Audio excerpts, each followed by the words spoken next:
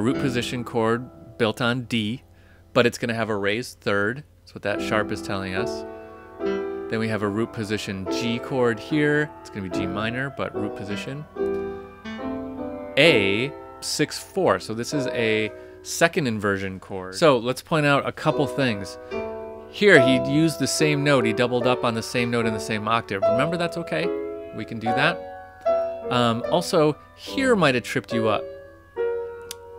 So what happens here is the melody goes to an eighth note. Okay, so let's take figured bass and kind of distill it down to 6 basic rules.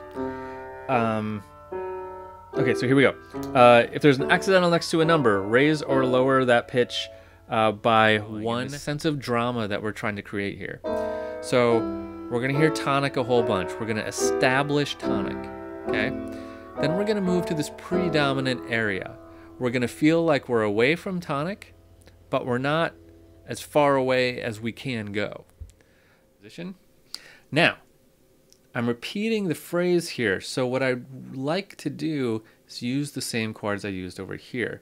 The notes are the same, right? So let's use the same harmony. That tends to feel really good.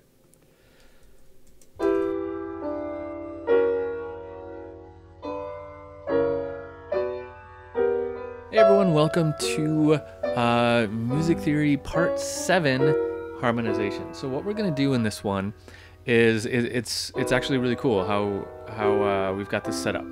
So we are going to first we're going to review our inversion names because we're going to need that, and it's all going to build on everything. So we're going to review our inversion names. We're going to talk about inversion resolutions. Then we're going to talk about figured bass. Figured bass is a thing that it's kind of hard to explain in one sentence, but basically it's kind of another notation system that we used in the Baroque period and a little bit later, I think, to allow the keyboardist to sort of invent a harmonization. After we learn figured bass, we're going to go through and we're going to talk about this phrasing thing that we started talking about in the last class, but we're going to build on it a little bit. We're going to add a new element to it, and then we're going to get to harmonizing chorale melodies.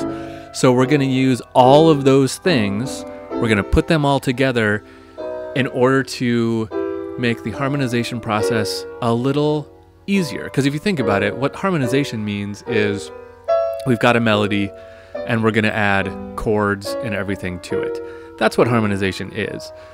So with a given melody, you could literally put any chord you can imagine with any note.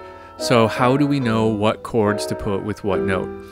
We're going to use figured bass. We're going to use what we know about phrasing. We're going to use all of that in order to make it much more logical and easier to understand what chords can go where. So everything we do in this class is going to kind of culminate in that harmonization section, and then we're going to harmonize a couple melodies, play around with it a little bit, work with it, and then I'll give you a ton of stuff to practice with at the end. It's going to be a lot of fun. I hope you enjoy it. We'll see you on the inside.